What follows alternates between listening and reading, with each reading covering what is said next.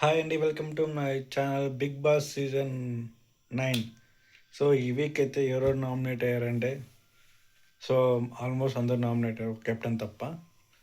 So ఈ week ఎవరు house నుంచి వెళ్ళిపోతారు అనేది మీరు గెస్ట్ చేసి కింద కామెంట్ సెక్షన్లో మెన్షన్ చేయండి.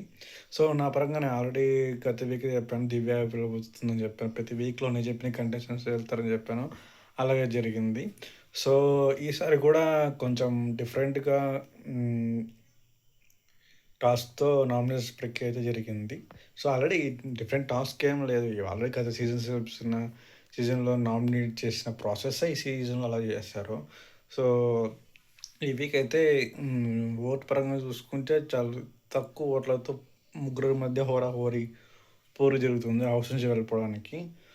ఫస్ట్ పవన్, తర్వాత బర్నీ, తర్వాత సుమన్ శెట్టి. సో వీళ్ళ ముగ్గురు నుంచి కొంచెం ఓటింగ్ పరంగా చూసుకుని తక్కువ ఉంది.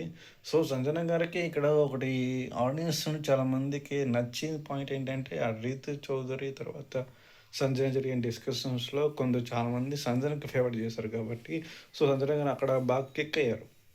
ఇప్పుడు నాగార్జున గారు చెప్పిన రాంగ్ రైట్ అని పక్కన పెడితే ఆడియన్స్ నచ్చింది ఫేవర్ చేస్తారు, ఓట్లు వేస్తారు.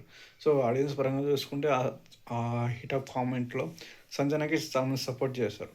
సో అందుకే సంజన గారి ఓటింగ్ పరంగా ఇంక్రీజ్ అయింది.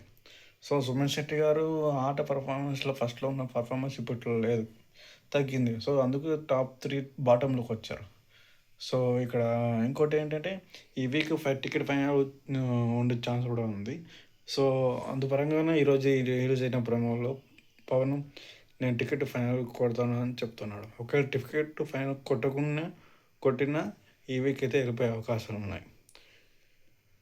సో ఇది ఓవరాల్గా ఈ వీక్ నామినేట్ అయిన వ్యక్తుల నుంచి తక్కువ ఓటింగ్ ప్రస్తుతం అయితే పవన్ ఉన్నారు. మేబీ ఛాన్స్ పెరగచ్చు, చెప్పలేము. ఒక 3 డేస్ బట్టి చెప్పచ్చు. ఆట తీరు బట్టి, మాట తీరు బట్టి కూడా మారుతుంటాయి ఓటింగ్.